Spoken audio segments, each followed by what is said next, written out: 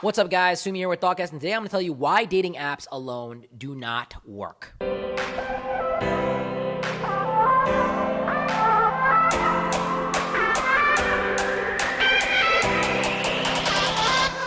You know, you're on your phone and you want to order something from Amazon, you download the Amazon app and boom, it can be done.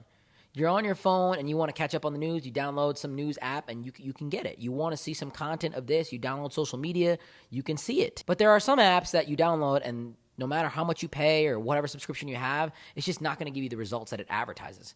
And those apps are dating apps. Look, dating apps are definitely hot today. Like, dating apps are really a good way to meet somebody. But they can never be the only way you meet people.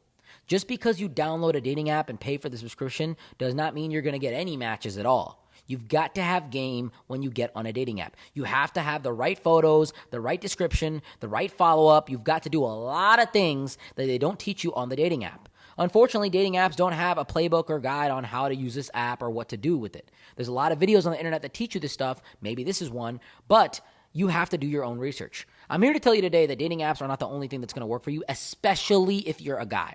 And I'm going to tell you why. A good-looking girl will have thousands of matches on a dating app. Like, I don't think you guys understand, right? Like, when I get on a dating app, if I get on Tinder, last time I was doing it, I got like 800 matches within a week.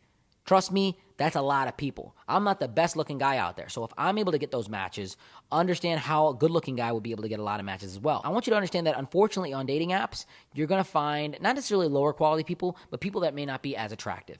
Because the people that are very attractive, that have a lot of things going on for them, that have a lot of success in their social networks, are typically going to find people without dating apps. Just keeping it real. It's not that dating apps have the residual amount of people that are not necessarily good. Dating apps just don't have the priority list of people. Drake ain't on a dating app. Jennifer Lopez is not on a dating app. Beyonce is not on a dating app. I don't know if these people are single or not, but take any female or male that you think is operating at a high degree, they're probably not on a dating app.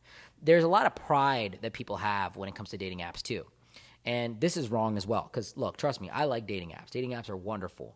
But at the end of the day, dating apps typically don't have the highest quality of people because those people are typically busy or they just don't have time for that, or they meet people in their own network. Number one, I'll tell you this. If you want to get results in dating, dating apps are a great way to do it, but they cannot be your only thing because the people that you're interested in have tons of people that are looking at them, and the probability of you being detected in that is very, very low.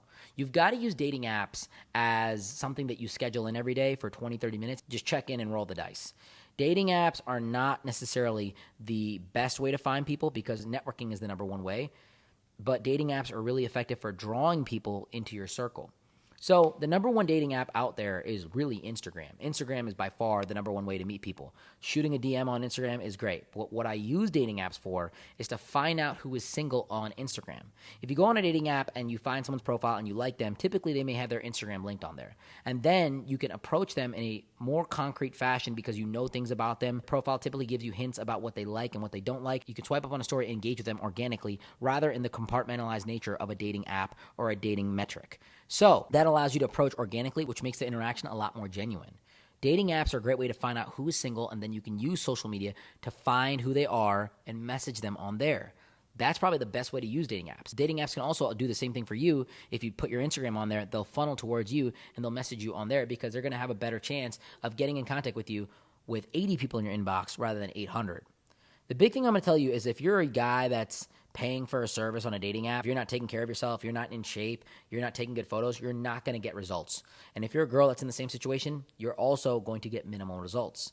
Men might look at you for some attention or just for a match for their own ego, but they're not going to take you seriously. You've got to come with the game on the dating apps. You typically have to be good looking and you have to have good photos. If you are not doing either, you're not going to get good results. The big thing that dating apps are good for is for finding out the people that are single, messaging them, and then interacting with them in an organic fashion. Also, dating apps are good because they allow you to see who's out there on the market, and they allow you to gauge your level of accessibility to the market. If you're getting tons of likes and follows and all sorts of stuff and engagement from dating apps, you're typically in a good situation where you can engage with someone and you can get a high-quality partner.